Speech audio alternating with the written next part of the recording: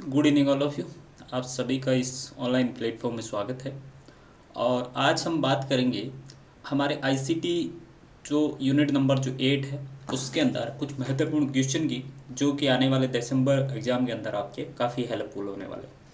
तो अभी तक जो हमने सिलेबस को कवर किया है वो यूजीसी नेट यूनिट नंबर जो 8 है पेपर फर्स्ट की आईसीटी वाला हमारा पोर्सन, उसको कंप्लीट कर लिया है। अब हम उस पूरे के पूरे पोर्सन के कुछ महत्वपूर्ण क्वेश्चन जो है उसके बारे में आपके साथ डिस्कशन जो है वो आज के इस लाइव लेक्चर में करेंगे। तो जो भी स्टूडेंट्स अभी तक ज्वाइन नहीं किया है प्लीज़ ज्वाइन कर लीजिएगा।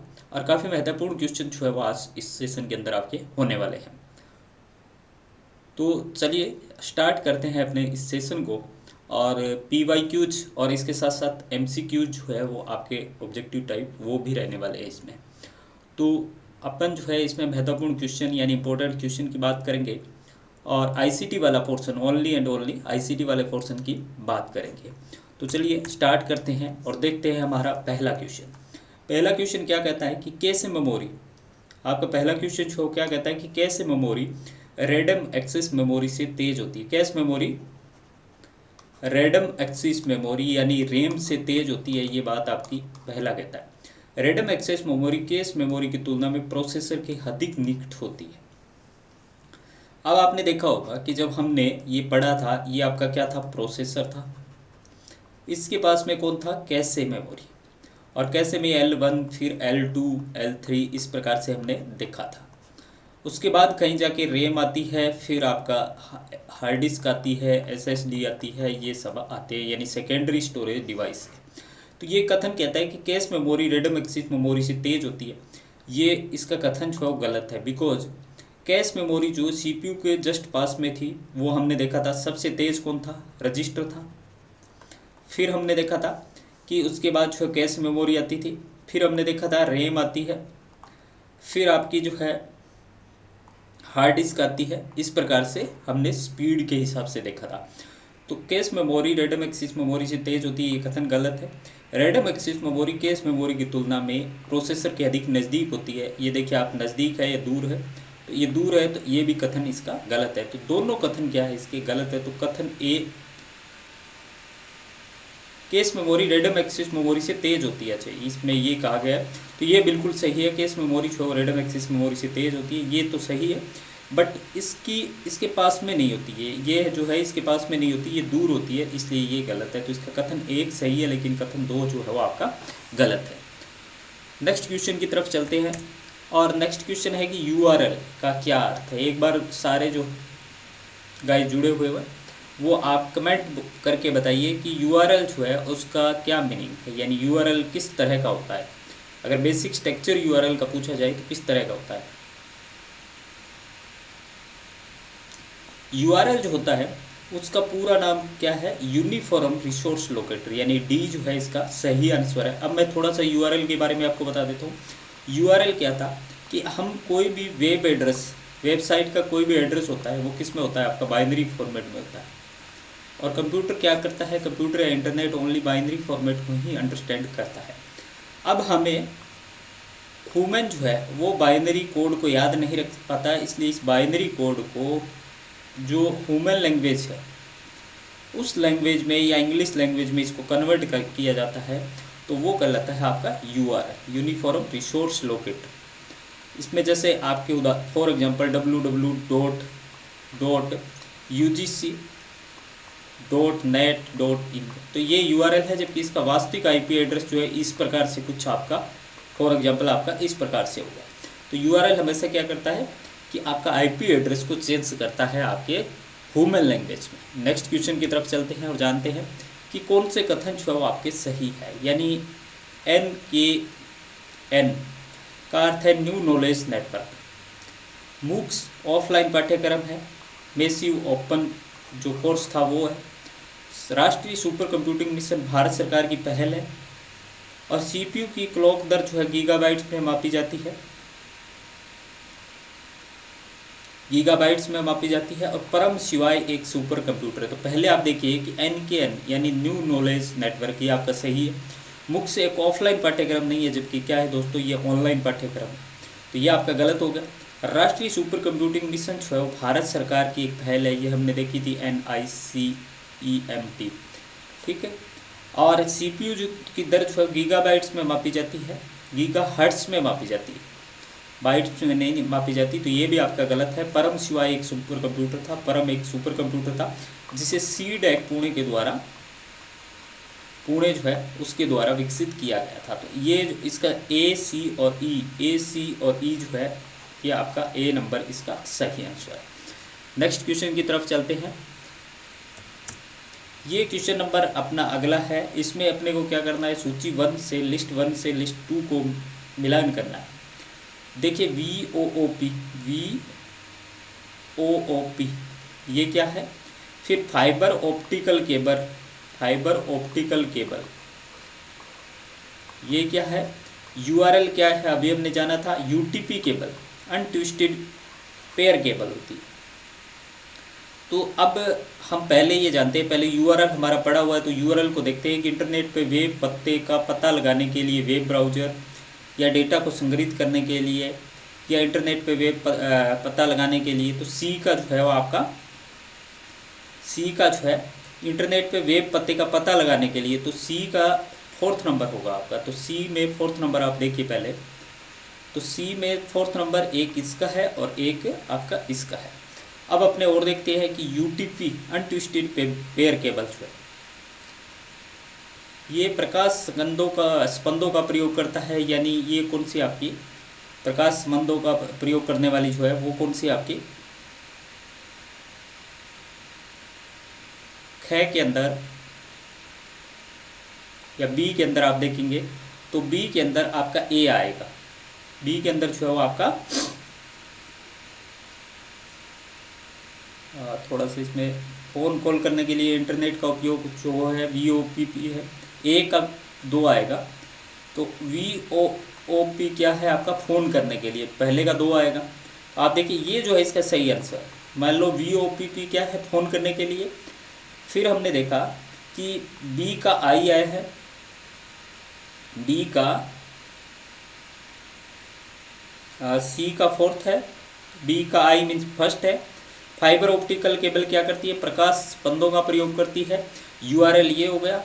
और फाइबर ऑप्टिकल केबल जो है छोटे कंप्यूटर को जोड़ने के लिए। पहले थोड़ा सा मैं इसको बता देता हूँ। VOOP जो है ये क्या करती है कि ये फ़ोन से इंटरनेट को कनेक्ट करने की काम आने वाली टेक्नोलॉजी है। अब अपने जानते हैं फाइबर ऑप्टिकल केबल।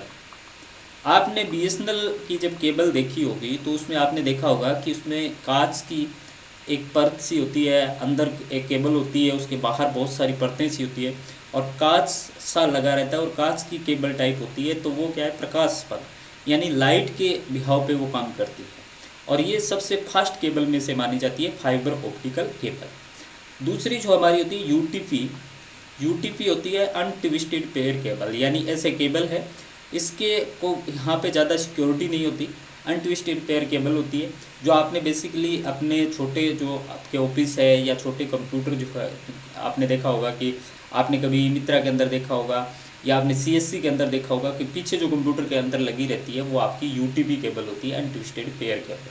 वो इतनी फास्ट नहीं होती, उसमें डेटा जो है वो इतनी फास्टली स्पीड नहीं करता जितना कि फाइबर ऑप्टिकल। हमेशा आपने देखा होगा कि जो इंटरनेट सर्विस प्रोवाइडर कंपनी है ISP जिसको कहा जाता है, वो हमेशा किस केबल का प्रयोग करती है, दूर तक नेटवर्क को पहुंचाने के लिए आपका फाइबर ऑप्टिकल केबल का प्रयोग करती है। तो ये हमारा इसका जो सही आंसर है वो आपने देख लिया। नेक्स्ट की बात करें तो नेक्स्ट में आप देखिएगा कि कौन सा इंटरनेट पर ध्वनि फाइलों को वितरित करने के लिए उपयुक्त फाइल प्रारूपों को शामिल करता है। ध्वनि फाइल यानी ऑडियो फाइल जो है वो किसके द्वारा जाती है, या उसका फाइल प्रारूप या फाइल एक्सटेंशन जो है फाइल का वो क्या है, ऑडियो फाइल का एक्सटेंशन क्या है। तो आप देखिए कि MIDI, वेब, WMA, MP3, ये MP3 जो है सबसे ज़्यादा यूज होने वाला है। तो इस प्रकार के जो आपको, जैसे ये आपको ने देखा कि song.mp3, तो ये क्या है, ऑडियो फाइल। तो इसी प्रकार से जब ये आपके MIDI, वेब और WMA, MP3 ये सब होंगे तो वो क्या होगा, आपका ऑडियो फाइल होगी। वीडियो का एक्सटेंशन नहीं है, केवल आपका ऑडियो फाइल। अब आप आगे देखिए कि निम्न में से कौन सा कथन सही है। ये किससे, आपका बाइनरी वाले पार्ट से है, बाइनरी वाले पार्ट से है। पहला आपने देखा था बाइनरी, फिर आपने देखा ऑक्टल जिसके अंदर क्या है 0 to 7 नंबर तक थे हमारे। हेक्साडेसिमल हमने देखा था जिसमें 0 to 9 और फिर आपका ए से लेके एफ तक यानी 0 से 15 तक इसमें थे। और बाइनरी में 0 और 1 था हमारा, और डेसिमल में 0 to 9 यानी 10 थे। तो ये एक बेसिक सा स्ट्रक्चर जो है हमने आपको बताया था, कुछ क्वेश्चन भी किए हो गया आपने, और आपको ध्यान भी होगा कि अपने भी इस पे डिस्कशन जो है किया था। तो बाइनरी अनुक्रम दर्शाना है। बाइनरी को हमेशा याद रखने के लिए ये ट्रिक जो है वो आप देखिए, 1 2 4 8 16 32 64 128 256, यहाँ तक आप याद रखिए कि एक को 1 से मल्टीप्लाई किया, 2 का दूना 4, 4 का दूना 8, 8 का दूना 16, इस प्रकार से चलता जाता है। इसके बाद आता है 512। अब ये जो है इसको इसके नीचे रखिए आप, 1 1 1 और 0। अब इसका जो आंसर आएगा वो क्या आएगा, 1 2 4 और 0। तो ये जुड़ के कितने हो गए 8, 4 2 6 1 7 हो गए, ठीक है। इसी प्रकार से इसको इसके नीचे रखिए अब आप, तो इसको इसके नीचे रखेंगे तो यहाँ पे 1 है, ये बाकी क्या है आपके 0 0 है। तो इसका क्या आ जाएगा 1 और 8, यानी 7 पहले का आया फिर 9 आया, तो इसका मतलब क्या है इनके बीच में डिफरेंस जो है वो +2 हो रहा है आपका। फिर आगे वाले को चेक करिए आप कि 1 2 4 8, अब ये क्या है और 16, ये क्या है आपका 1 1 0 1 0। तो 1 2 0 8, तो ये क्या है 8 2 10 से 11, मीन्स आपका 2 का। अब 13 वाला जो है वो हमारा आना चाहिए, 13 वाला जो है वो आएगा। तो हम 13 का कितना होगा 4 8 16, तो 13 का 4 और 8 और 4 12, और एक ये जोड़ देते हैं तो 1 1 0, यानी 1 4 8, तो ये 13 हो गया आपका। तो 1 1 0 1 1 1 0, ये इसका सही आंसर है, ठीक है। एक बाइट एक बाइनरी संख्या है जिसमें 8 बिट होते हैं। एक बाइनरी जो है जो एक बाइनरी, ये इसका सही पूर्णांक है। ये इसने दर्शाया है कि क्या अगला पूर्णांक यही होगा, तो बिल्कुल सही है, क्योंकि दो का अंतर जो है 2 प्लस हो रहे थे, इसमें 2 प्लस होने के बाद यही आएगा 13। अब ये दूसरा पॉइंट ये कहता है कि एक बाइट क्या है, बाइट जो है वो बाइनरी का बड़ा रूप है, आपको पता होगा। बाइट जो है उसमें कितने होते हैं 8 बिट होते हैं। एक बिट की एक बाइनरी बाइट बनती है, 8 बाइनरी की एक बाइट जो है वो बनती है। तो 8 बिट होते हैं, ये भी सही है ये भी सही है, तो इसके दोनों आंसर जो है वो आपके सही है। तो इस तरह के क्वेश्चन जो है उसमें थोड़ा सा आपको सोचना पड़ेगा, थोड़ा सा देखना पड़ेगा। अगर आपका पढ़ा हुआ है तो इसमें सही होने के पूरे चांसेस जो है वो आपके बने रहते हैं।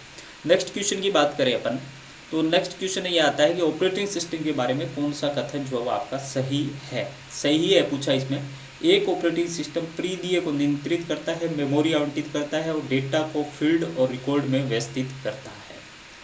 यानी एक ऑपरेटिंग जो है वो मेमोरी आवंटित करता है और डेटा को फील्ड और रिकॉर्ड में करता है। ये बात तो यहाँ तक तो इसकी सही है, नियंत्रित करता है, मेमोरी आवंटित करता है, लेकिन ये फील्ड और रिकॉर्ड में नहीं करता है।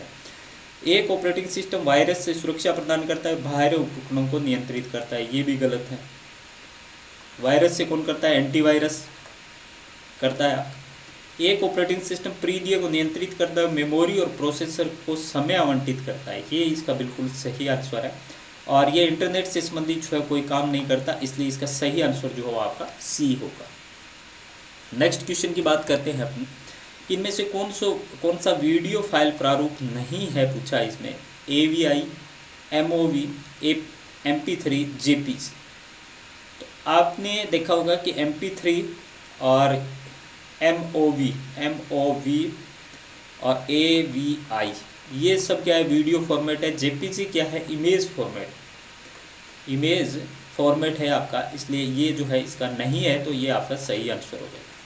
नेक्स्ट की बात करें अपन, तो नेक्स्ट क्वेश्चन देखिएगा कि आपका information and communication ICT comprise of, यानी ICT जो क्या क्या काम करता है। ऑनलाइन टीचिंग का करता है, लर्निंग थ्रू मोबाइल एप्लीकेशन करता है, वेब बेस्ड एप्लीकेशन करता है, या सारे करता है।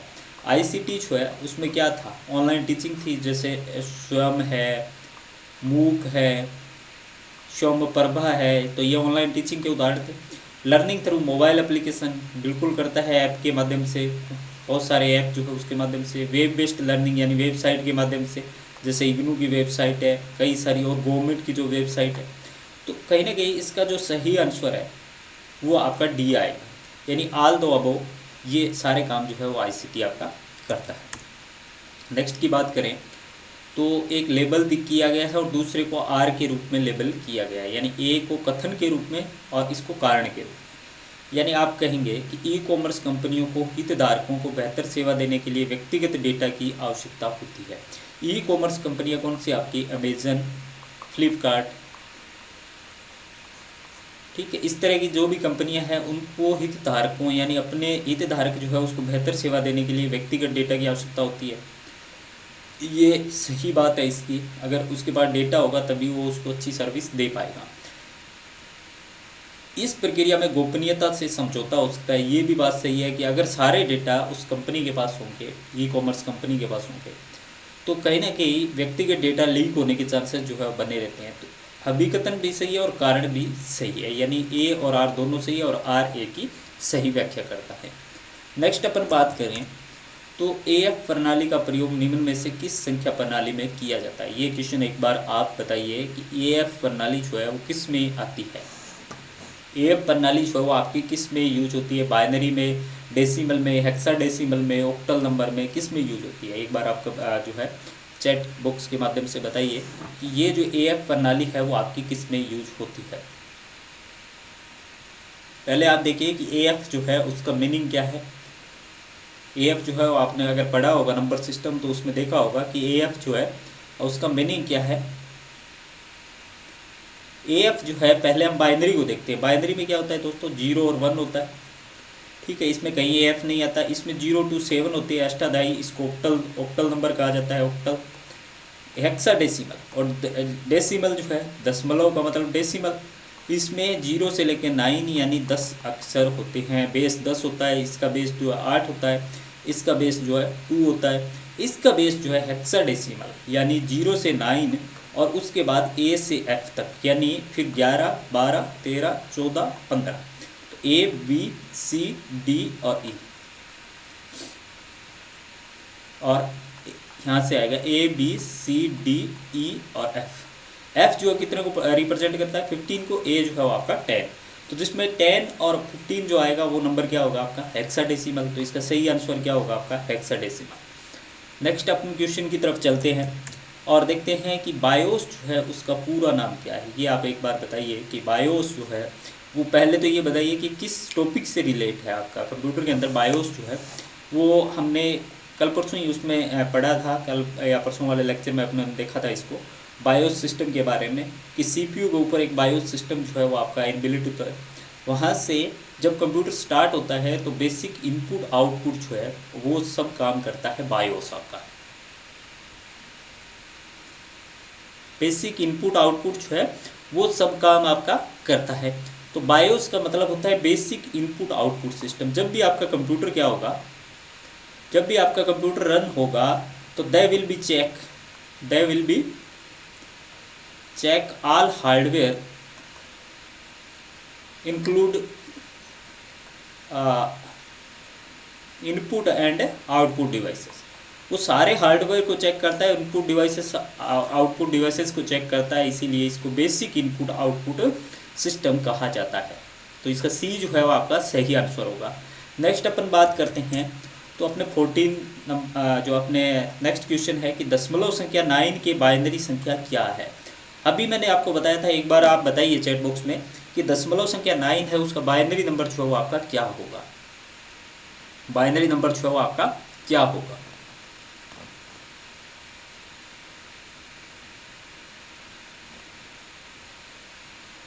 चलो अभी तक कोई आंसर नहीं आया है इसलिए मैं ही बता देता हूँ कि पहले आपको क्या करना है, कोई भी बाइनरी नंबर में कन्वर्ट करना है, चाहे डेसिमल को करना हो, चाहे हेक्साडेसिमल को, चाहे ऑक्टल को, ऐसे आप लिख लीजिए। अब क्या है 9 है, तो आप देखिए 9 जो है किन किन को जोड़ने पे बनेगा आपका 8 और 1 का। तो आप 8 के 1 के सामने 0 1 लिख दीजिए, बाकी के सामने 0 और यहाँ 1 लिख दीजिए। तो 1 1 1 0 0 1। 1001, ये वाला जो है आपका सही आंसर होगा इसका। नेक्स्ट की बात करें अब क्वेश्चन की कि कंप्यूटर स्टार्टअप रूटीन किस प्रकार की मेमोरी में होता है, यानी कंप्यूटर जब आपका कंप्यूटर स्टार्ट होता है तो उस टाइम कौन सी मेमोरी होती है, कैसे मेमोरी, रैम, रोम, हार्ड डिस्क, वैन या एसएसडी, कौन सी होती है। ये कंप्यूटर जब स्टार्ट होता है तो आप जानते हो कि नॉन वोलेटाइल जो है वो आपकी कौन सी मेमोरी होती है, स्थायी मेमोरी जो है वो आपकी कौन सी होती है, रोम होती है। तो रीड ओनली मेमोरी हो गई। तो इसमें कंप्यूटर जब स्टार्ट होता है तो सबसे पहले ये काम में लेता है, बाद में अगर अपने कोई प्रोग्राम ओपन करते हैं तो उसके बाद रैम में जाके वो स्टोर होता है। नेक्स्ट अपन बात करें क्वेश्चन की, तो अपने देखिए कि ऑफिस 2007 और ऑफिस एमएस वर्ड दस्तावेज का फाइल एक्सटेंशन क्या है, यानी 2007 का वर्ड डॉक्यूमेंट जिसकी कल हमने आपको बात की थी कि जिसमें हम किसके काम लेते हैं, मुख्यतः डॉक्यूमेंट्स, नोट्स वगैरह बनाने के काम में, एप्लीकेशंस लिखने के काम में, इस प्रकार का जो बेसिक काम है उसके लिए हम माइक्रोसॉफ्ट वर्ड का यूज लेते हैं। वो जो माइक्रोसॉफ्ट वर्ड है उसको जो फाइल अपन सेव करेंगे तो ये किस में होगी, पीएनजी। ये पीएनजी जो है इमेज का एक्सटेंशन, आप ध्यान में रखना, इमेज का, दस्तावेज यानी डॉक्यूमेंट के रूप में, या जेपीजी, ये भी आपका क्या है, इमेज का एक्सटेंशन। तो ये तो दोनों होंगे ही नहीं। अब आपको देखना है कि दस्तावेज या डॉक्स, तो आप देखेंगे कि जब भी आप सेव करेंगे तो आप डीओसी, पुराने में आप देखेंगे कि डीओसी आता था यानी डॉक्यूमेंट आता था, अब डीओसी एक्स आने लगे नए में। नेक्स्ट क्वेश्चन की बात करें अपन, तो आप देखिए कि वेब पेज पते का नाम क्या है, यानी निर्देशिका है या फोल्डर है या डोमेन है या यूआरएल। बहुत सरल क्वेश्चन है ये, आप इसका आंसर दीजिए कि वेब पेज पते का नाम क्या है। वेब पेज पते का नाम जो है आपका क्या है।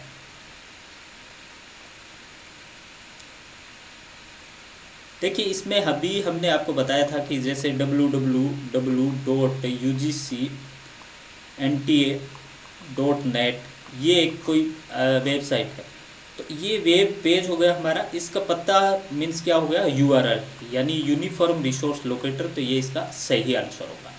नेक्स्ट अपन बात करें तो देखेंगे कि ये हमारे पास में क्वेश्चन है, इसको सम्मिलित करना है लिस्ट 1 को लिस्ट 2 से। पहले हमारे पास में क्या है, ए में सर्च इंजन है, आप देखिए कि इसमें सर्च इंजन जो कौन सा है, फिर जॉब ओपनिंग यानी जॉब से रिलेटेड साइट जो कौन सी है, ईमेल कौन सी है, और आपकी ई कॉमर्स साइट कौन सी है। पहले मैं बता दूं कि सर्च इंजन जो बेसिकली क्या है कि जब भी हम इंटरनेट पे कुछ सर्च करते हैं तो हमारे पास में उस सर्चिंग से संबंधित सारे रिकॉर्ड डिस्प्ले हो जाते हैं। ये काम कौन करता है, आपका सर्च इंजन करता है। दूसरा जॉब ओपनिंग यानी जॉब से संबंधित साइट जो कौन सी है, naukri.com, तो ये तो जॉब ओपनिंग हो गई। सर्च इंजन जो है वो क्या हो गया, गूगल। जैसे गूगल जो है आपका क्या है, सर्च इंजन। गूगल में कुछ भी आपने लिखा वो सर्च करके आपको दे देगा। ईमेल यानी जीमेल, www.gmail.com, तो ये ईमेल हो गई। ई कॉमर्स साइट है, बच्चा कौन सा आपका, अमेजन। तो ए का जो है 3, ए का 3 मीन्स ये वाला ऑप्शन जो आपका सही होगा। नेक्स्ट अपन बात करें तो आप देखेंगे कि इसी प्रकार से लिस्ट 1 को लिस्ट 2 से मैच करना है, यानी इसमें कुछ एक्सटेंशन दिए गए हैं आपको, जिसमें वीडियो भी है, ऑडियो भी है, इमेज भी है, वर्ड डॉक्यूमेंट भी है। अभी पिछले वाले क्वेश्चन में अपनों ने देखा था कि माइक्रोसॉफ्ट वर्ड जो था उसका एक्सटेंशन क्या बताया था मैंने आपको, DOCX। लेकिन ये भी बताया था कि पुराना अगर माइक्रोसॉफ्ट वर्ड है जैसे 1997 है या उससे 2003 है, तो इसमें एक्सटेंशन जो है वो क्या होगा, आपका DOC होगा। तो ए का फोर्थ का 1 नंबर सही है। तो आप देखिए फोर्थ जो है उसका 1 नंबर कौन से में आया है, फोर्थ जो है डी का आई, ठीक है। और ऑडियो जो है वो आपका क्या है, MP। पहले इमेज का फॉर्मेट देख लेते हैं अपने, JPG है। वीडियो है MPG और ऑडियो है आपका MP। इमेज का हो गया आपका 4th नंबर, तो C का 1 का हो गया आपका 1 का हो गया 3, 1 का हो गया आपका 3, और 2 जो था हमारा वर्ड प्रोसेसिंग, डी का एल, एल मीन्स इसने आई को एल कन्वर्ट कर दिया, हिंदी में किया है तो ये वाला हो गया। और इसमें आप देखेंगे बी जो है वो फोर्थ था आपका, बी जो फोर्थ है ये, और ऑडियो जो है MP3। तो इस प्रकार से इसका सही जो आंसर होगा ये वाला होगा इसका। नेक्स्ट की अपन बात करें तो आप देखें कि ये प्रोग्रामिंग लैंग्वेज दी गई है, इधर जो लिस्ट है या ऑपरेटिंग सिस्टम दिया गया है। अब आपको देखना है कि प्रोग्रामिंग लैंग्वेज जो है वो आपकी कौन सी, प्रोग्रामिंग लैंग्वेज जो है वो आपकी कौन सी है, ये कुछ नहीं है एक्स्ट्रा है। प्रोग्रामिंग लैंग्वेज जो है वो आपकी कौन सी है, प्रोग्रामिंग लैंग्वेज है C++। और C++ जो थी वो क्या थी, हाई लेवल लैंग्वेज थी। आपने लैंग्वेज वाला पार्ट पढ़ा है तब हमने देखा था। इंटरनेट, इंटरनेट क्या है, वैन है, यानी वाइड एरिया नेटवर्क जो है उसको इंटरनेट कहा जाता है। तो हमने पहले की फोर्थ, पहले का फोर्थ, ये 2 में आपका। और इंटरनेट सी का 1, सी का 1, CI मीन्स इसमें ही आया हुआ है आपका। और एप्लीकेशन सॉफ्टवेयर जो है वो क्या है, MS पावर पॉइंट है। और ऑपरेटिंग सिस्टम जो है वो क्या है, विंडोज़ XP है। तो ये वाला जो है इसका सही आंसर होगा। नेक्स्ट अपन बात करें तो इसी प्रकार से इसमें भी मैच करना है आपको, क्योंकि मैचिंग वाले जो क्वेश्चन है वो आपके ज़्यादा दिए गए हैं। मैचिंग वाले क्वेश्चन जो है जी मानिक जी, तो मैचिंग वाले क्वेश्चन जो है वो आपके ज़्यादा दिए गए हैं, बिकॉज इस तरह के क्वेश्चन जो है वो UGC नेट के अंदर आजकल आते हैं। पहले अपन को वेब ब्राउजर देखना है, ऑपरेटिंग सिस्टम देखना है, सेकेंडरी मेमोरी देखनी है और एप्लीकेशन सॉफ्टवेयर देखना है।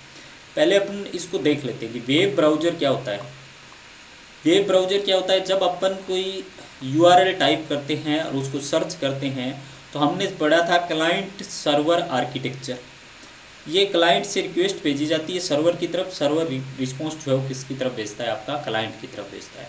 तो वेब ब्राउजर जो है एक्चुअल में कौन सा है, गूगल क्रोम है। और हमने ये भी जाना था कि सबसे ज़्यादा यूज होने वाला, चाहे आपका एंड्रॉयड फ़ोन हो या आपका PC हो या आपका लैपटॉप हो, सबसे ज़्यादा तो A का 2 है, A का 2 यानी B और BL, A का 2 है, A का 2 है, A का 2 इसमें है आपका ओनली एंड ओनली। तो आपको ज़्यादा अब आगे देखने की ज़रूरत नहीं है, फिर भी अपने मिलान कर लेते हैं। B ऑपरेटिंग सिस्टम, यानी डोस क्या है, ऑपरेटिंग सिस्टम है। डोस का पूरा नाम क्या है, डिस्क ऑपरेटिंग सिस्टम। जब 1980 के आसपास आपका कंप्यूटर चला था या कंप्यूटर का यूज होता था तो दोस्तों डोस होता था, डोस में कमांड होती थी।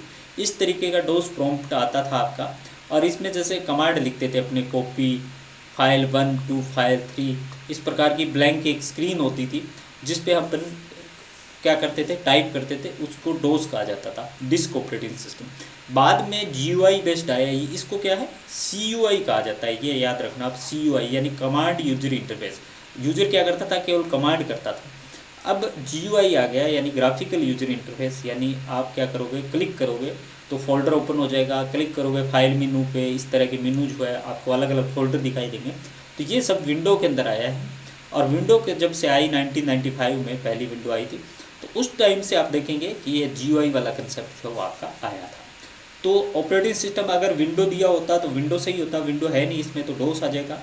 एप्लीकेशन सॉफ्टवेयर कौन सा है, MS वर्ड है। यानी एप्लीकेशन सॉफ्टवेयर कौन सा होता है, सिस्टम सॉफ्टवेयर के अलावा वो सॉफ्टवेयर जिससे कोई विशेष प्रकार का आपका काम किया जाता है, जिसे एप्लीकेशन सॉफ्टवेयर कहते हैं। अब आपका आता है सेकेंडरी मेमोरी कौन सी होती है, हार्ड डिस्क होती है। सेकेंडरी मेमोरी कौन सी आती है आपके, हार्ड डिस्क होती है।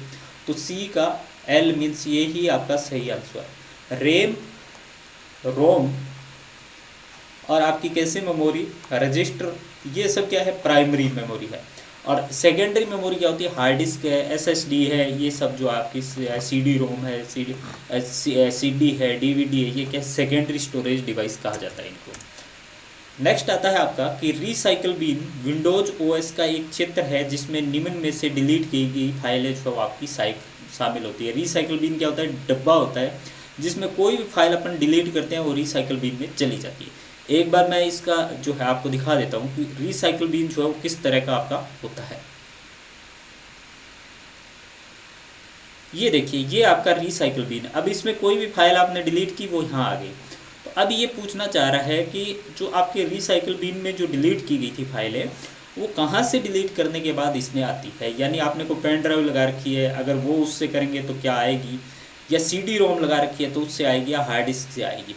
तो बहुत ध्यान से आपको इसको देखना है कि हार्ड डिस्क जो है उससे डिलीट की गई फाइलें ही रिसाइकल बिन में जाती है। बिकॉज पेन ड्राइव जो है बाहरी आपका एक्सटर्नल आपका क्या है, सेकेंडरी स्टोरेज डिवाइस है। सीडी रोम जो है वो क्या है, एक्सटर्नल है। हार्ड डिस्क भी एक्सटर्नल हो सकती है, लेकिन बेसिकली हार्ड डिस्क जो है उसको फर्स्ट आपके सेकेंडरी स्टोरेज डिवाइस के रूप में कंप्यूटर जो है उसको मान के चलता है। पहले हार्ड डिस्क को पढ़ता है, देन अदर जो डिवाइसेस है उसको बाद में देखता है। इसलिए आपकी हार्ड डिस्क जो है उससे डिलीट की गई फाइलें हमेशा रिसाइकल बिन में आती है। तो इसका सही जो आंसर है वो आपका 1 होगा। ये थोड़ा सा क्रिटिकल क्वेश्चन था आपके लिए, क्योंकि हो सकता है कि आपने इससे पहले जो है इस तरह का क्वेश्चन जो है वो नहीं देखा होगा, कि थोड़ा सा इसका लेवल जो है क्वेश्चन का वो थोड़ा सा हाई लेवल है।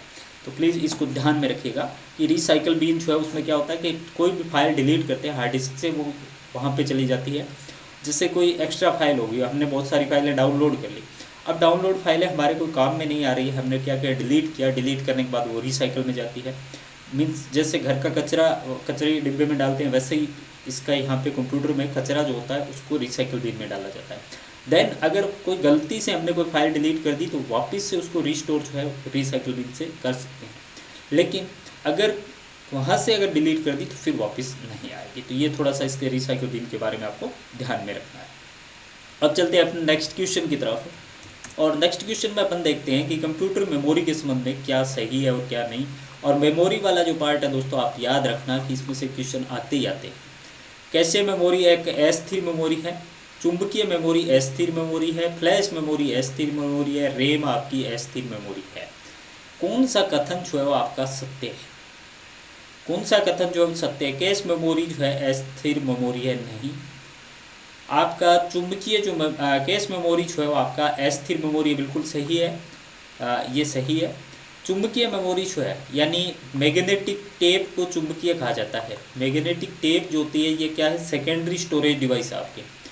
फ्लैश मेमोरी है, ये भी आपकी क्या है, सेकेंडरी स्टोरेज डिवाइस है। तो रैम और आपकी कैश मेमोरी जो है वो क्या है, अस्थिर टाइप की है।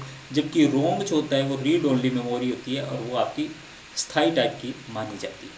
इसका सही आंसर जो होगा 1 और डी होगा। नेक्स्ट क्वेश्चन की तरफ अपने चलते हैं और जानते हैं कि यहाँ पे कुछ अधूरे वाक्य दिए गए हैं, उसमें से कौन सा जो है वो आपका आएगा। यानी 3G एक रेंज वायरलेस तकनीक है। 3G क्या है, 3rd जनरेशन। उसके बाद आई 4G, 4th जनरेशन। अब आ रही है आपकी 5th जनरेशन। कुछ गतिविधियाँ जिनमें बैंडविड्थ की आवश्यकता होती है 3G के उपयोग से नहीं की जा सकती है। ब्लूटूथ एक रेंज वायरस है। ब्लूटूथ जो है वो आपका क्या है, ब्लूटूथ जो है वो आपका एक रेंज वायरलेस तकनीक है, ये बिल्कुल सही है। और इसका जो ये कोड जो था 802.11 है, ये ध्यान में रखना, जिसका उपयोग डेटा संतरण के लिए उपकरणों को एक साथ जोड़ने के लिए किया जाता है। ब्लूटूथ डेटा का संतरण लागत साधन है। इसमें आपको देखना है कि ये क्या है, ब्लूटूथ जो है एक आपका लंबा वायरलेस तकनीक है। उसके बाद आप देखेंगे कि 3G एक वायरलेस तकनीक है, कुछ गतिविधियों में 3G से नहीं की जा सकती। ब्लूटूथ एक 3G क्या है, एक लंबा वायरस है। यहाँ पे खालिस्तान नहीं जुड़े इसलिए कन्फ्यूजन हो रहा है। लंबा वायरस तकनीक है जिसमें बैंडविड्थ की आवश्यकता होती है, 3G के उपयोग से नहीं की जा सकती, कम नहीं की जा सकती। यानी बैंडविड्थ जो है वो कम नहीं की जा सकती। अब नेक्स्ट की बात करें तो ब्लूटूथ जो है क्या होता है, छोटा होता है। या मान लो यहाँ पे आपका मोबाइल है, आप पास में ही लगभग इसको जोड़ सकते हैं, तो ये छोटा होता है। और इसमें ब्लूटूथ डेटा का स्थानांतरण लागत जो है वो आपका क्या होता है, उच्च होता है। स्थानांतरण जो है वो क्या होता है, उच्च होता है। तो इसका सही जो आंसर है वो आपका ए है। इसमें थोड़ा सा आपको करेक्शन करना पड़ेगा, यहाँ पे दोनों के अंदर जो खालिस्तान है वो ब्लैंक पॉइंट जो है वो नहीं दिए जाने के कारण कन्फ्यूजन हुआ है इस क्वेश्चन में। नेक्स्ट अपन बात करें तो सर्च इंजन को वेब ब्राउज़र भी कहा जाता है, क्या सही है। 1893 एक वैध IP एड्रेस का उदाहरण है। देखिए सर्च इंजन जो है वो पहले अपने बात की थी गूगल था, याहू था, ठीक है। अब क्या क्रोम, इंटरनेट एक्सप्लोरर मोजिला, इन सब को क्या अपन समान मान सकते हैं? नहीं। वेब ब्राउज़र अलग चीज़ है आपकी, सर्च इंजन आपकी अलग चीज़ है। तो ये कथन जो है वो इसका गलत है। नेक्स्ट की अपन बात करें तो 189.3.165.2.50.2 एक वैध आईपी एड्रेस है? नहीं है। हमेशा वैध आईपी एड्रेस आपको जो भी क्वेश्चन के अंदर मिलेगा वो 192 से ही मिलेगा 99%, क्योंकि आपका सी टाइप का जो आईपी एड्रेस है वो सबसे ज़्यादा पूछा जाता है और सी टाइप की शुरुआत आपकी 192 से होती है। तो ये दोनों कथन क्या है, इसके दोनों कथन जो है वो क्या है, इसके गलत है। तो 2 नंबर जो है इसमें आपका इसका आंसर हो जाएगा। नेक्स्ट अपन बात करें तो एक नया लैपटॉप तैयार किया गया है और जिसका वजन पिछले लैपटॉप मॉडल की तुलना में कम है। यानी एक लैपटॉप ये था और एक लैपटॉप ये है। अब इसका वजन मान लो 5 केजी है और इसका वजन जो है 4.7 केजी है। तो इसमें कौन सा ऐसी तकनीक का उपयोग किया गया है जिसके कारण आपका वजन जो है वो कम हो गया? इसमें क्या था, आपकी हार्ड डिस्क थी और इसमें इन्होंने क्या कर दिया, सॉलिड स्टेट ड्राइव जो है वो डाल दी। इससे क्या होता है, ये एक तो वजन में हल्की होती है, दूसरी इसकी स्पीड जो है, आपका चाहे सिस्टम हो, आपका चाहे लैपटॉप हो, उसकी स्पीड जो है वो कई गुना इंक्रीज हो जाती है हार्ड डिस्क से। तो आपका सॉलिड स्टेट ड्राइव जो है, solid state drive hard disk जो है वो इसके अंदर डाली है, इसकी वजह से इसका वजन जो है वो आपका कम हुआ है। नेक्स्ट अपन बात करें तो आप देखेंगे कि नेक्स्ट क्वेश्चन जो है वो आया है आपके कि निम्नलिखित में से कौन सा सभी शैक्षणिक पुरस्कार जैसे प्रमाण पत्र है, आपका डिप्लोमा है, डिग्री है, मार्कशीट आदि का ऑनलाइन स्टोर है? यानी क्या स्वयं जो है वो है, क्या आपका NDL है, नेशनल डिजिटल लाइब्रेरी है, या राष्ट्रीय पुस्तकालय है, या राष्ट्रीय शैक्षिक डिपोजिटरी है? राष्ट्रीय शैक्षिक डिपोजिटरी है। तो राष्ट्रीय शैक्षिक डिपोजिटरी जो है वो आपका सही आंसर है इसका। ये उच्च शिक्षा के अंदर तकनीक जो हमने पढ़ी थी, कुछ पहले हमने पढ़ी थी, उसके अंदर से एक क्वेश्चन आया है। D naught a computer error, अगर कोई प्रोग्राम लिखा हमने ऐसे, उसके अंदर कंप्यूटर जो है एरर प्रदर्शित करता है तो उसको क्या कहा जाएगा? बग कहा जाएगा, वायरस, स्पैम और बिट। बिट क्या होता है? 0 1 होती है। स्पैम क्या होता है कि कोई अवांछित जो डेटा होते हैं वो होते हैं। वायरस जो है वो क्या है कि आपकी डुप्लीकेसी करता है, रिपीटिशन करता है, अपने आप को रिपीटिशन करता है और एक प्रकार का सॉफ्टवेयर ही होता है। बग जो है वो क्या है कि कोई भी प्रोग्राम लिखते हैं उसके अंदर कोई एरर आता है तो आपका उसको बग कहा जाता है। तो आई थिंक ये क्वेश्चन जो है वो आपका थोड़ा सा इसको देखना पड़ेगा, आपको इम्पोर्टेंट क्वेश्चन में ये माना जा सकता है। नेक्स्ट अपन बात करें तो अपन देखते हैं कि the output quality of printer is measured, कि एक प्रिंटर है आपके पास में ये, और ये जो आउटपुट निकालता है, मान लो ये पेज है आपका, तो ये एक मिनट में या आपके एक हार में ये जो है एक सेकंड में कितने पेज निकालता है, इसको मापने की जो मेजरमेंट होती है वो क्या होती है? डॉट पर इंच।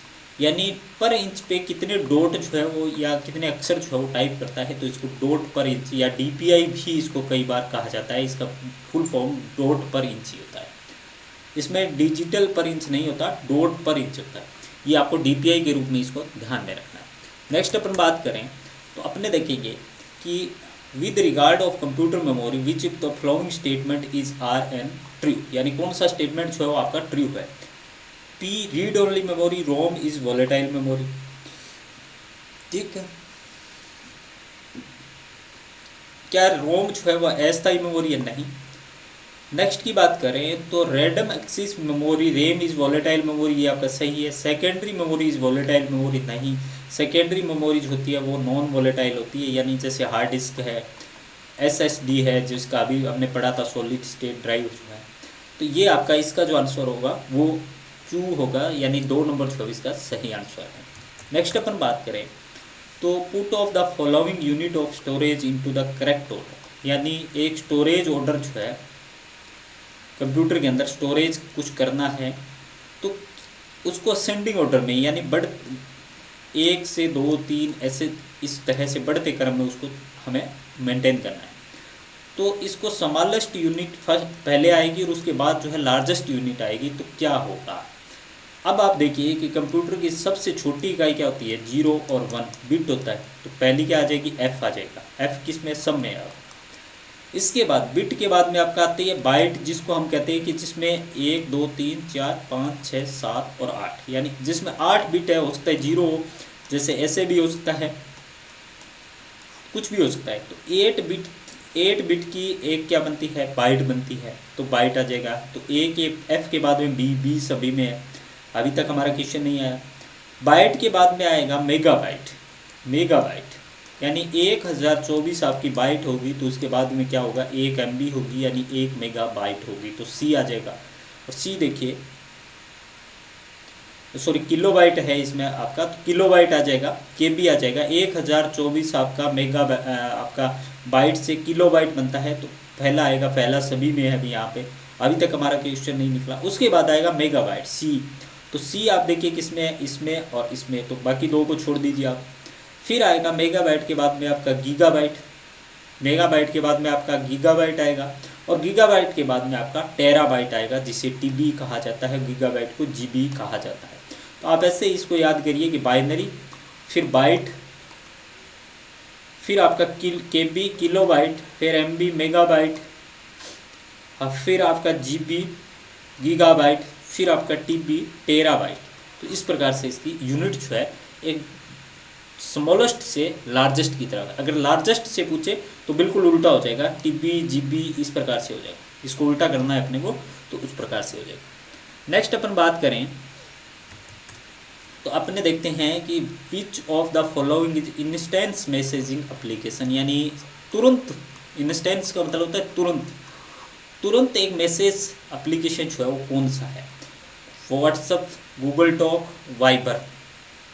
तो दोस्तों देखिए तीनों ही आपके क्या है, इंस्टेंस मैसेज एप्लीकेशन। आप गूगल में कुछ टाइप, गूगल टॉक में टाइप करते हो, या व्हाट्सअप तो आप डेली यूज़ करते हो, तो व्हाट्सअप में आपने मैसेज किया और भेजा, तुरंत उसके पास चला गया, रिसीवर के पास जो है, सेंडर ने जैसे ही सेंड किया रिसीवर के पास आपका रिसीव हो गया। तो ये तुरंत आपका क्या है, इंस्टेंस मैसेजिंग के लिए ये तीनों सिस्टम जो है वो आपका काम में आते हैं। नेक्स्ट अपन बात करें तो अपन देखेंगे कि क्वेश्चन नंबर नेक्स्ट जो है वो क्या कहता है अपना, कि which of the following enable send the same letter of different person in MS word. यानी कि MS वर्ड के अंदर एक ऐसा आपका फीचर दिया गया है, ऐसा आपकी विशेषता दी गई है, जो कि सेम लेटर होता है, यानी सेम लेटर जो है वो अलग अलग लोगों के पास में चला जाता है। तो ये जो फीचर होता है वो क्या होता है, मेल मर्ज होता है। और ये आपको इम्पोर्टेंट ध्यान में रखना है कि यहाँ से क्वेश्चन जो है वो बहुत बार आता है मेल मर्ज के संबंध में। मेल मर्ज का बेसिकली काम यही होता है कि एक जैसे फॉर्मेट को या एक जैसे लेटर को बहुत सारे लोगों को एक साथ में भेजना, वर्ड के अंदर क्या कहलाता है, मेल मर्ज कहलाता है। जैसे मेल भेजते हैं आप, उसी प्रकार से मेल मर्ज से काम करता है आपका। अब आप नेक्स्ट क्वेश्चन है कि internet standard that allow to adding media attachment to a email is called. यानी ईमेल के अंदर अपन मीडिया को अटैच करते हैं, यानी कोई मीडिया फाइल है, ऑडियो वीडियो जिसमें हो सकता है, उसको अटैच करते हैं। तो ईमेल के कौन सा आपका प्रोटोकॉल जो है काम करता है, DHCP, dynamic host control protocol है, ये मेल का नहीं है। वैसे FTP फाइल ट्रांसफर प्रोटोकॉल, ये भी मेल का नहीं है कि फाइलों को ट्रांसफ़र करना। HDMI यानी ये हाइपर डेटा माइन जो है, ये क्या होता है, HDMI एक पोर्ट होती है जिसके थ्रू क्या होता है कि आपको कोई भी केबल, जो जैसे कि आपने PC है, PC के अंदर आपको प्रोजेक्टर वगैरह लगाना है तो HDMI केबल जो वो लगा देते हैं। तो ये आपकी केबल का प्रारूप है। MIME जो है ये इसका सही अक्षर है, यानी MIME internet standard that extend the format of email to support text in character set sky as well as audio video image application program. ये क्लाइंट से सेंड और रिसीव करने के लिए आपका काम में आता है। अब अपने बात करते हैं कि ये क्वेश्चन जो है वो ध्यान से देखना है, ये इंपॉर्टेंट है आपके लिए, कि mobile game where first to polarize which use an image or actual place thing or add digital information to it। यानी कोई मोबाइल गेम होता है, उसमें इस तरह से डिजिटल इमेज या थिंग जो है, कोई कोई बात जो है या कोई भावना जो है उसको इस तरीके से दर्शाया जाता है कि आपको लगे कि वास्तव में ये रियल है। तो अब जब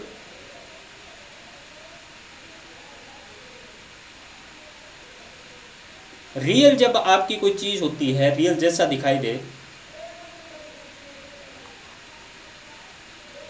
तो आर्ग्यूमेंटेड रियलिटी आता है। Augmented reality that overlay digital information on top the real world environment such as Pokemon cartoon आपने देखा, उसमें कुछ इस तरह की थिंग जो है वो आपकी दिखाई जाती है। यानी AR क्या होता है कि जो वास्तविक भौतिक दुनिया पर डिजिटल जानकारी जैसे चित्र ध्वनि को ओवरले करती है। स्मार्टफोन, टैबलेट या विशेष चश्मे जैसे उपकरणों के माध्यम से वास्तविकता के बारे में हमारी दृष्टिकोण जो है बढ़ाती है। यानी इंटरेक्टिव जब कोई चीज़ बनाई जाती है तो आपको ये ध्यान में रखना है कि AR होता है इसमें, ऑग्यूमेंटेड रियलिटी। तो इसका सही जो आंसर है दोस्तों वो क्या होगा, ऑग्यूमेंटेड रियलिटी। हो सकता है इस टॉपिक अपनों ने डिस्कशन जो है नहीं किया है, फिर भी मैं आपको बता दूं, AR जो है, AR यानी ऑग्यूमेंटेड रियलिटी जो है वो क्या है, आपकी इस एक चीज़ को वास्तविकता के हिसाब से दिखाना, वो ऑग्यूमेंटेड रियलिटी है। जो गेम में आपके जब आप क्रिकेट मैच देखते हो तो उसमें भी इस तकनीक का बहुत ज़्यादा इस्तेमाल होता है, तो ये आपकी ऑग्यूमेंटेड रियलिटी है। नेक्स्ट अपन बात करते हैं कि disk defragmentation make file that are continuously in disk as a fragmented. कि डिस्क डीफ्रेगमेंट जो है वो क्या करता है कि फाइल जो है उसको कंटिन्यू फ्रेगमेंट करता है। A device controller that control a device which deal operating system through a device driver. तो इसमें कौन सा सही है कौन सा गलत है आपका? तो ये तो सही है कि कोई डिवाइस कंट्रोलर होगा वो क्या करेगा, डिवाइस को कंट्रोल करने का काम करेगा डिवाइस ड्राइवर के थ्रू। तो बी तो आपका सही है, बी तो आपका सही है, लेकिन ए फॉल्स है। ए क्या है कि डिस्क डीफ्रेगमेंटेशन जो है वो क्या करता है कि जब हम कंप्यूटर के अंदर, हमारी हार्ड डिस्क के अंदर एक फाइल हमने स्टोर की, दूसरी यहाँ पे हो गई, तीसरी यहाँ पे हो गई, इससे क्या होगा कि एक्चुअल स्पेस जो है वो बीच में खाली जगह पड़ी रहती है। डिस्क डीफ्रेगमेंट क्या करता है, इनको एक जगह पे लाके, एक जैसी जो फाइल है, जैसे वर्ड की फाइल है उसको एक जगह पे लाके छोड़ दिया, एक्सेल की फाइल है उसको एक जगह पे। जैसे आप कमरे के अंदर देखते हो, आपका एक कमरा है, उसमें कोई सामान बिखरा पड़ा है, उसी सामान को अगर आप अच्छे तरीके से सेट करते हो तो वो क्या है, डिस्क डीफ्रेगमेंट है, यानी रूम डीफ्रेगमेंट उसको कह सकते हैं। वैसे ही कंप्यूटर के अंदर बिखरे हुए सामान को एक जगह करना ताकि एक स्पेस जो है वो एक साइड में आ जाए, और जो भी फिर कंप्यूटर की स्पीड जो है वो भी इंक्रीज हो जाती है। अदरवाइज वो देखता है कि कहाँ पे स्पेस जो है खाली, अगर यहाँ पे आता है प्रॉपर स्पेस नहीं मिलता तो यहाँ पे जाएगा, यहाँ पे नहीं मिलता तो यहाँ पे आएगा। अगर एक साइड में प्रॉपर तरीके से है तो उसकी स्पीड जो है वो भी आपकी इंक्रीज होती है। तो ये होता है डिस्क डीफ्रेगमेंट। नेक्स्ट अपन बात करें तो विच of the following statement regarding artificial intelligence. AI क्या होती है, आर्टिफिशियल इंटेलिजेंस, जिसमें आपका क्या है कि ये आपको जैसे टेक्नोलॉजी जो है वो मानव जैसे कुछ काम करने के लिए प्रयास जो है वो करती है, हालांकि पूरी तरह से इसमें सफलता आपकी नहीं मिली है। AI जो है वो रोबोटिक सिस्टम में सबसे ज़्यादा यूज होती है। जैसे आपने रोबोट देखे, वो कुछ काम जो है मानव जैसे वो करते हैं। अब इसमें क्या है, AI can be used email spam filter. क्या AI जो है ईमेल स्पैम फिल्टर को करती है? बिल्कुल करती है। ये आपकी AI systems can capable analyse uncertain information. क्या अनसर्टेन इन्फॉर्मेशन जो है उसको करती है, तो उसको भी करती है, एनालाइज करती है। AI system is a system of capturing, storing, processing, display data related position of earth surface.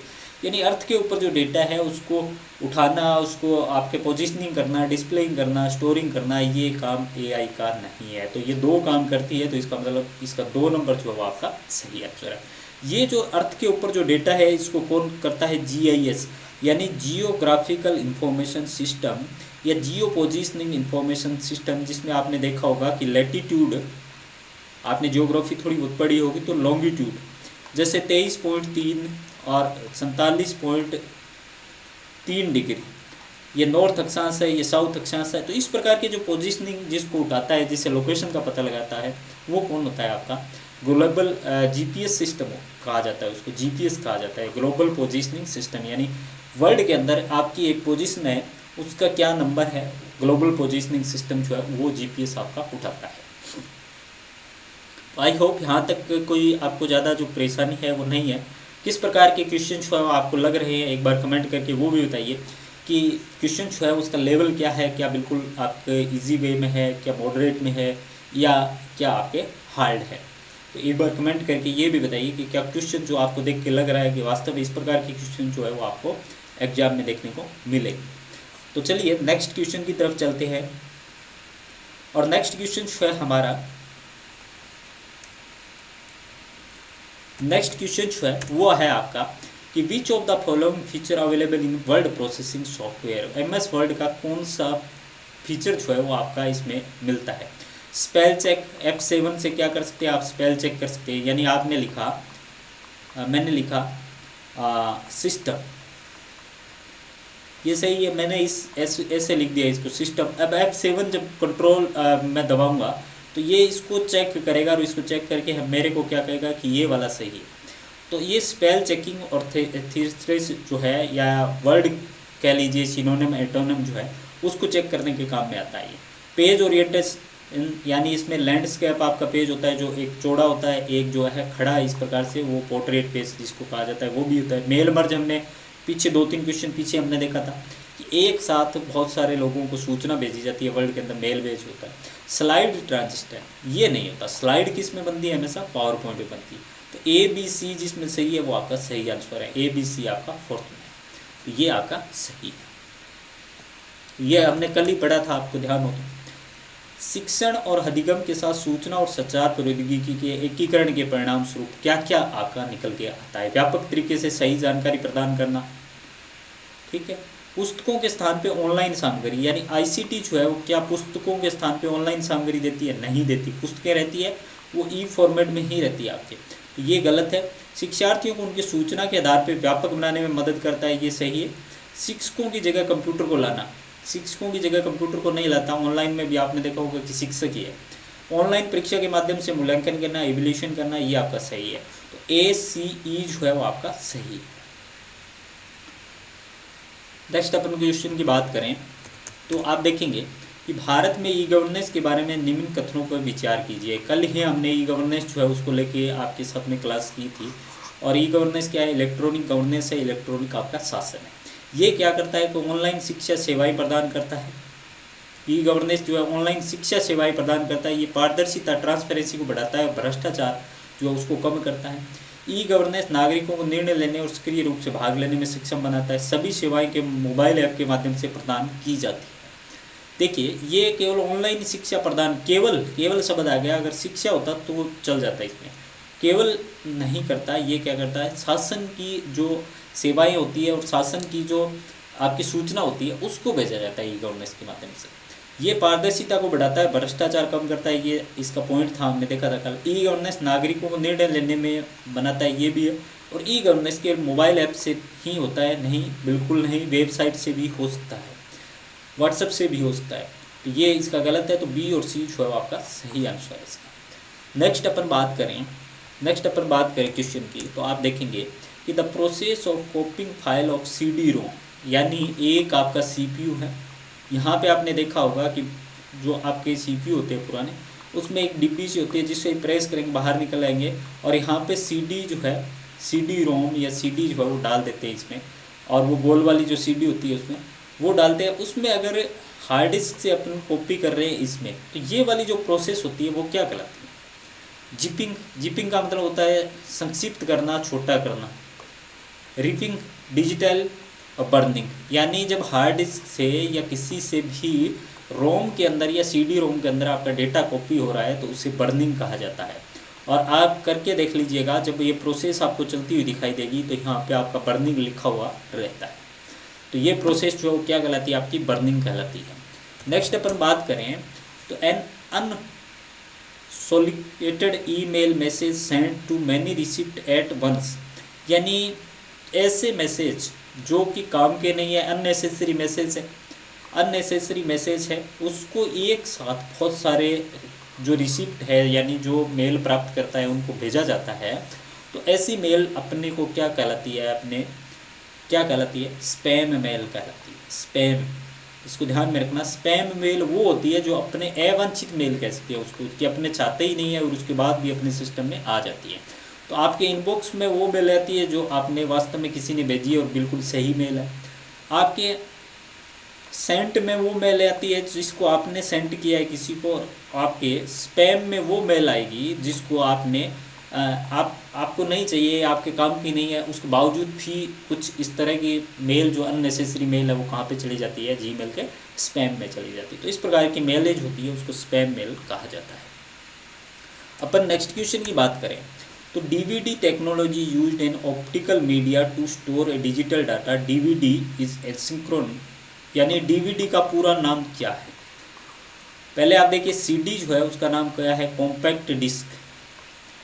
Compact disc. DVD का पूरा नाम क्या है? डीवीडी का पूरा नाम क्या है? Digital versatile disc. ठीक है, सीडी की तुलना में डीवीडी, सीडी जो है वो कहीं ना कहीं आपका 700 MB डेटा जो है वो स्टोर करती है। डीवीडी जो है वो MB की तुलना में 4.7 GB जो है इसकी स्टोरेज की क्षमता होती है। तो अब आप देखिए कि 700 जो है वो 1 GB भी नहीं बना, 1 GB 1024 का बनता है आपका, तो लगभग इससे 5 गुना डेटा जो किसमें स्टोर होता है आपका, डीवीडी में होता है। तो इसीलिए आप देखते हैं कि कुछ समय पहले जो शादियां वगैरह होती है या अभी भी होती है तो उसमें पेन ड्राइव में अगर नहीं डाला जाता है डेटा तो फिर किस में डाला जाता है, वो वीडियो जो फाइल है आपकी या शादी के जो आपके एल्बम्स जो है वो किस में डाले जाते हैं, डीवीडी में डाले जाते हैं। तो डीवीडी जो है वो सीडी की तुलना में आपकी बड़ी होती है और ये डिजिटल वर्सटाइल डिस्क कहा जाता है इसमें, या कई बार डिजिटल वीडियो डिस्क भी कहा जाता है। दोनों ही नाम इसके याद रखनी है आपको। नेक्स्ट देखिए दोस्तों कि which of the following correctly list of computer memory types in highest to lowest speed. Speed जो है वो आपकी ऊपर क्या हो, हाईएस्ट और नीचे आपकी लोवेस्ट हो, इस तरीके से आपको करना है। तो मैंने आपको बताया था कि रजिस्टर जो होता है वो सबसे हाईएस्ट स्पीड की होती है।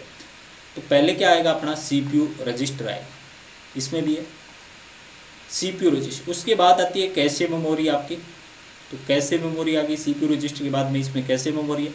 फिर आ गई आपकी सेकेंडरी मेमोरी, तो ये आपका गलत हो गया, इसमें CPU कैशे मेमोरी, फिर आती है मेन मेमोरी यानी रैम, और फिर आती है आपकी सेकेंडरी मेमोरी। तो ये इसका सही जो है आपका C इसका सही आंसर है। नेक्स्ट अपन बात करते हैं क्वेश्चन की, और अपन देखते हैं कि read of the following 2 statement, यानी 2 स्टेटमेंट को अपने को रीड करना है। Information and communication technology ICT consider a subset of IT, यानी ICT जो है ये किसका, ICT technology is consider a subset of IT। ठीक है, the right to use the piece of software term as a copyright, यानी आप सही सॉफ्टवेयर को यूज कर रहे हो तो क्या कॉपीराइट होगा। तो इसमें दोनों ही स्टेटमेंट आपके गलत हैं, दोनों स्टेटमेंट जो है वो आपके गलत है, क्योंकि ICT is the part of IT। ICT जो है उसका पार्ट IT नहीं है, IT का पार्ट क्या है, ICT है। IT का पार्ट क्या है आपका, ICT। ठीक है, दूसरा अगर बात करें तो right to use piece of software अगर कर रहे हैं तो इसको नहीं कहा जाता। अगर इलीगल तरीके से अपने कोई सॉफ्टवेयर को कॉपी कर रहे हैं या कॉपी उसका यूज कर रहे हैं तब अपने को कॉपीराइट मिलता है। तो इसमें नाइदर 1 और नोर 2 जो है वो इसका सही आंसर होगा, कि कोई सा भी इसमें सही नहीं है। नेक्स्ट अपन बात करें क्वेश्चन की, तो आप देखेंगे विच of the following is the example of proprietary system software. Proprietary system software जो है वो आपका कौन सा है, माइक्रोसॉफ्ट लाइनक्स है, आपका विंडोज है, एक्सप्लोरर है। तो इसमें माइक्रोसॉफ्ट ऑफिस जो है वो आपका प्रोपर्टी सिस्टम सॉफ्टवेयर कहा गया है इसमें। तो ये माइक्रोसॉफ्ट नहीं आएगा, आपका जो आएगा वो आएगा लाइनक्स। लाइनक्स जो है वो आपका सिस्टम सॉफ्टवेयर की बात की गई है, इसमें एप्लीकेशन सॉफ्टवेयर होता तो आपका माइक्रोसॉफ्ट ऑफिस आता। इसमें लाइनक्स जो है इसका सही आंसर होगा, और ये आपका इंपॉर्टेंट क्वेश्चन में से एक है। नेक्स्ट की बात करें अपन, तो आप देखेंगे कि represent raw fact whereas is proceed meaningful data, यानी कोई रॉ फैक्ट जो है वो उसको रिप्रेजेंट कर रहा है, और जब उसको प्रोसीड किया जाता है तब क्या बनता है, डेटा मीनिंगफुल डेटा बन जाता है। यानी हमारे पास में क्या होता है, डेटा होता है, वो डेटा क्या होता है, प्रोसेस होता है, और प्रोसेस होके क्या बनती है, इंफॉर्मेशन बनती है।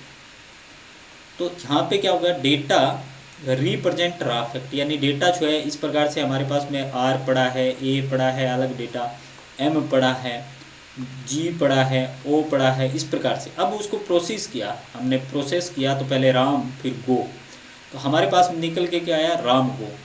ठीक है, तो ये मीनिंगफुल डेटा है। तो हमारे पास में क्या होगा, डेटा जो है वो रा फैक्ट होंगे, इन्फॉर्मेशन जो है वो आपकी मीनिंगफुल आएगी। तो ये इसका सी जो है वो आपका सही आंसर होगा। नेक्स्ट अपन बात करें तो आपका नेक्स्ट क्वेश्चन की बात करें, given the below are two statement, one labelled as assertion यानी कथन और अदर इज द रीजन यानी पहला कथन और दूसरा आपका कारण।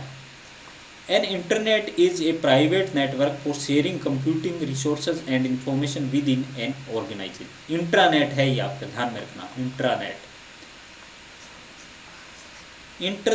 Intranet is a private version of the internet. यानी इंट्रानेट क्या होता है, दो प्रकार के नेट थे हमारे पास में, इंट्रानेट और इंटरनेट। इंट्रानेट क्या होता है, जैसे जियो कंपनी है, आपके जियो मॉल देखा होगा आपने, उस मॉल के अंदर, जियो मॉल के अंदर उनका खुद का क्या है, एक सिस्टम बने होते हैं, सारे कंप्यूटर उससे अटैच होते हैं, तो वो इंट्रानेट का यूज़ कर रहा है।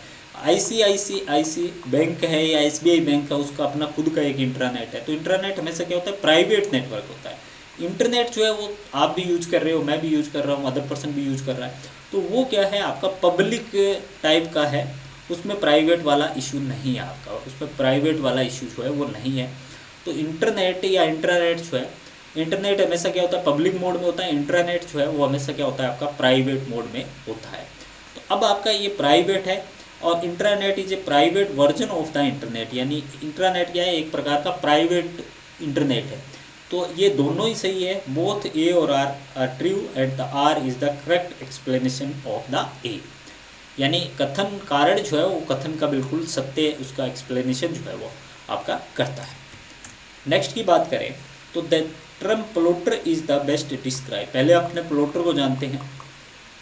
मैंने आपको बताया था कि आउटपुट डिवाइसेस की जब आपने बात की थी तो आपने ये जाना था कि प्रिंटर, और प्रिंटर में भी आपको जो याद रखना है वो लेजर प्रिंटर को बेसिकली याद रखना है, और प्रिंटर के बाद में प्लॉटर, प्लॉटर में ड्रम प्लॉटर, फ्लोट प्लॉटर, ये सब जगह। अगर कोई आपने देखा होगा कि आपने कभी आप म्यूनसिपल यानी आप नगर पालिका में गए हो या आपने इरिगेशन डिपार्टमेंट देखा हो, तो वहाँ पे उनके पास बड़े बड़े एक नक्शे रहते हैं।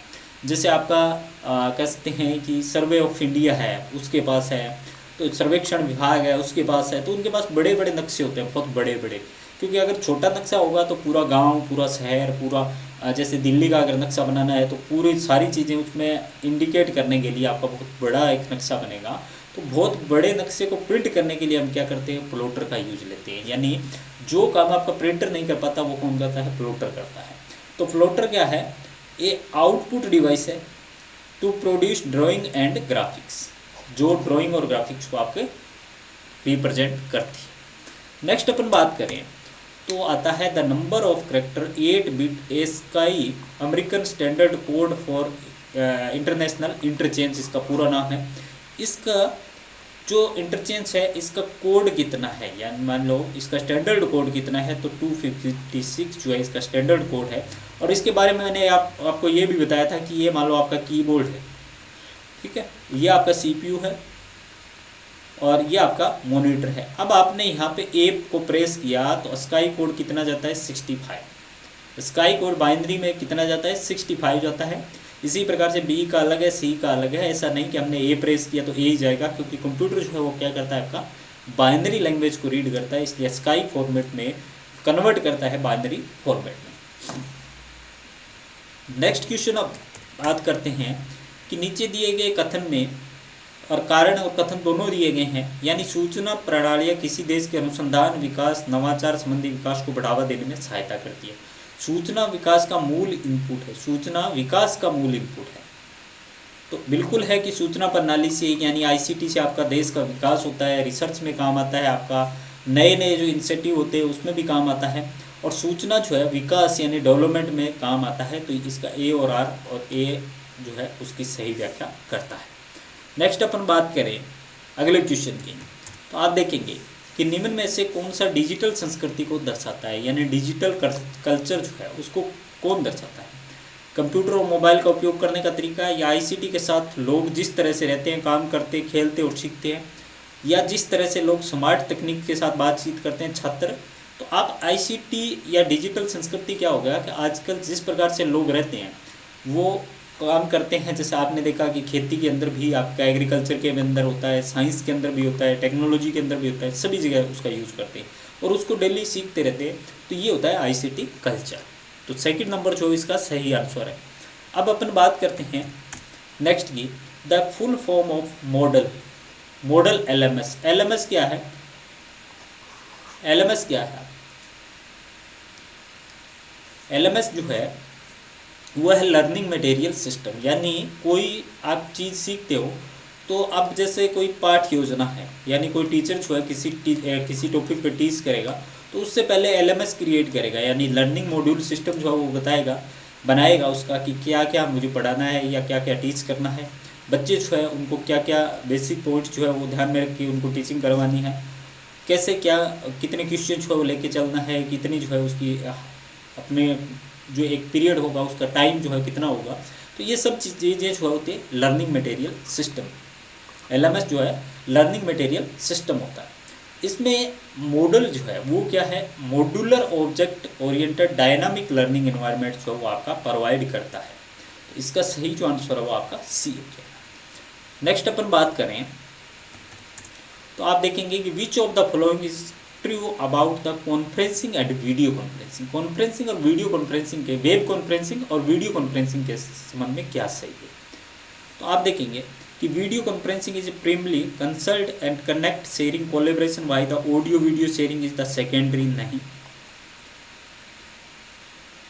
ये video conferencing and web conferencing are not distance. नहीं, web conferencing is primarily consult with the audio video streaming while the content sharing and collaboration in the secondary। नहीं, web conferencing is primary concern the content sharing. Web जो conferencing है वो क्या करती है? पहले जैसे कंटेंट जो है उसको दिखाएगी, यानी आपके पास जो मटेरियल है उसको दिखाएगी, और and collaboration with the audio video sharing in the secondary, यानी ऑडियो वीडियो जो है वो बाद में उसमें आपका यूज किया जाएगा। तो ये जो है इसका सही आंसर है। अपन नेक्स्ट क्वेश्चन की तरफ चलते हैं और देखते हैं कि the primary function of LMS। LMS जो है लर्निंग मैनेजमेंट सिस्टम, मैंने आपको बताया था। तो लर्निंग मैनेजमेंट सिस्टम जो है एक प्लेटफॉर्म है जो कि आपकी ऑनलाइन पढ़ाई, ट्रेनिंग, कोर्स मैनेज सब करने के काम में आता है, और ये वर्चुअल क्लासरूम जैसा ही होता है, यानी ऑनलाइन सीख सकते हैं और सिखा सकते हैं। तो द प्राइमरी फंक्शन क्या है इसका LMS का? तो update and online training content, to participate in the online training, to manage on the online learning environment. ये जो है इसका सही आंसर होगा आपका 3 नंबर। नेक्स्ट क्वेश्चन की तरफ चलते हैं अपने, और नेक्स्ट क्वेश्चन अपन देखते हैं कि firewall are use to product test, यानी फायरवॉल जो है वो आपका क्या काम आता है? फायरवॉल जो है वो क्या काम आता है? डेटा ड्रीवन अटैक, यानी डेटा पे अटैक करने के काम, या फायर अटैक के काम आता है, या वायरस अटैक जब होता है तो उससे प्रोटेक्ट करता है, या डेटा जो है उसकी सुरक्षा करता है, या आपकी आग से सुरक्षा करता है, या अनऑथराइज्ड एक्सेस जो है वो करता है। तो ये वाला है कि आपका एक कंप्यूटर जो है एक यहाँ पे जुड़ा हुआ है, दूसरा जो है यहाँ पे जुड़ा हुआ है, तीसरा जो है यहाँ पे जुड़ा हुआ है। इन तीनों के बीच में अगर आपने फायरवॉल लगा दिया, ये एक डिवाइस होती है फायरवॉल, इसको अटैच कर दिया, तो जो ये इसको जैसे परमिशन है कि यहाँ से क्या डेटा ले सकता है, क्या डेटा भेज सकता है, उतने ही डेटा को लेने और भेजने की परमिशन जो फायरवॉल देगा। यानी अनऑथराइज्ड एक्सेस जो है वो आपकी परमिशन नहीं देता है, अनऑथराइज्ड परमिशन नहीं देता है। और ये है आपका आज का लास्ट कुछ टॉपिक, जिसमें हमने जो है नया इसमें ऐड करने का प्रयास किया है। तो अमर्जिंग टेक्नोलॉजी यानी उभरती प्रौद्योगिकी जो है उसमें कुछ 2-3 प्रौद्योगिकी के बारे में आपको जानना जरूरी है। पहले जैसे आर्टिफिशियल इंटेलिजेंस, जिसको कृत्रिम बुद्धिमत्ता कहा जाता है, ये तकनीक मशीनें मानव जैसी बुद्धिमत्ता वाले काम जैसे निर्णय लेना, समस्या समाधान, प्रॉब्लम सॉल्विंग है आपकी, पैटर्न पहचानना, ये सब काम आती है। मशीन लर्निंग यानी AI का हिस्सा मशीनें डेटा से स्वयं सीखती है और अपने परिणामों में सुधार करती है, यानी बिना विशेष प्रोग्रामिंग के ये जो है मशीन लर्निंग होता है, ML होता है। IoT, इसके बारे में पूछा जाता है कि इसकी फुल फॉर्म क्या है? Internet of things. तो आप देखेंगे कि बिग डेटा, विशाल डेटा होता है, बहुत बड़े और जटिल डेटा जो है उसमें बिग डेटा का यूज किया जाता है। इसी प्रकार से आपकी AR की मैंने पहले बताई थी आपकी ए आर ऑग्यूमेंटेड रियलिटी जो है वो उसको दर्शाती है, ऑग्यूमेंटेड रियलिटी को दर्शाती है ए आर। यानी हमने बात की थी कि जैसे आपके कोई खेल है, आपका कोई जो प्लेइंग गेम है, उसमें जैसे आपको वास्तविकता दिखाई देती है तो वो सर्व आपका क्या है, ऑग्यूमेंटेड रियलिटी होती है। यानी डिजिटल जानकारी को वास्तविक दुनिया के ऊपर ओवरले करना, ये ए आर का काम होता है। ए आर मोबाइल ऐप होते हैं, कैमरा फिल्टर होते हैं। अब ए आर और इसके साथ वी आर और होता है, virtual reality. Virtual reality, A R तो होती है ऑग्यूमेंटेड रियलिटी और वी आर होती है वर्चुअल रियलिटी, यानी आभासी वास्तविकता। कि आपको लगेगा कि वास्तव में ये चीज़ जो सामने दिखाई दे रही है वो क्या है, 3D। जैसे आप कोई इमेज देखते हैं तो उसमें ऐसा एहसास होता है कि वास्तव में कोई व्यक्ति जो है वो आपके सामने खड़ा है, या वास्तव में कोई चीज़ जो आपको दिखाई दे रही है, कोई थिंग जो दिखाई दे रही है वो वास्तव में है। तो ये होता है इसमें। रोबोटिक्स में क्या होता है कि रोबोट का प्रयोग करना, ऑटोमेशन, चिकित्सा के क्षेत्र में, अनुसंधान के क्षेत्र में, तो ये होता है आपका रोबोटिक। तो आज वाले इस लेक्चर में काफ़ी क्वेश्चंस, उसके बाद में आपकी इमर्जिंग टेक्नोलॉजी के बारे में हमने जानकारी दी।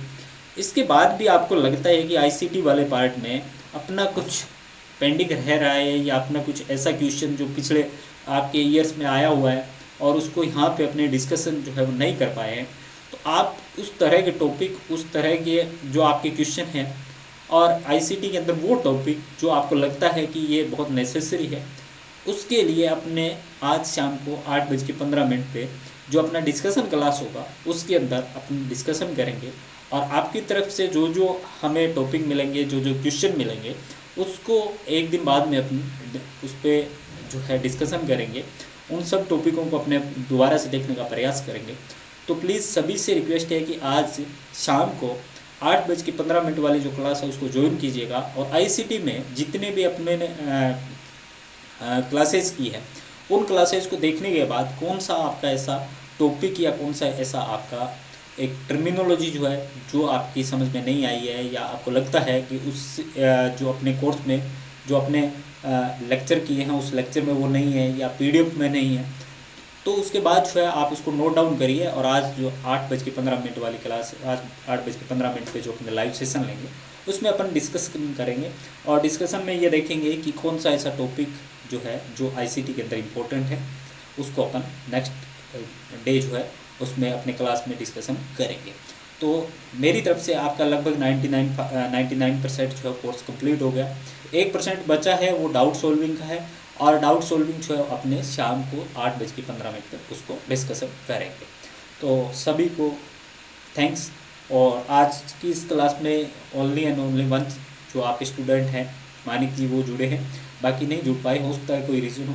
तो आप जो है इस वीडियो को देख लीजिएगा। इसमें जो क्वेश्चन जो दिए गए हैं वो लेवल के क्वेश्चन हैं, और उन्हीं में से कहीं ना कहीं आपके रिपीट होंगे क्वेश्चन जो है वो आने वाले यूजीसी दिसंबर 2025 के अंदर। तो इस लेक्चर में बस इतना ही। Thank you all of you.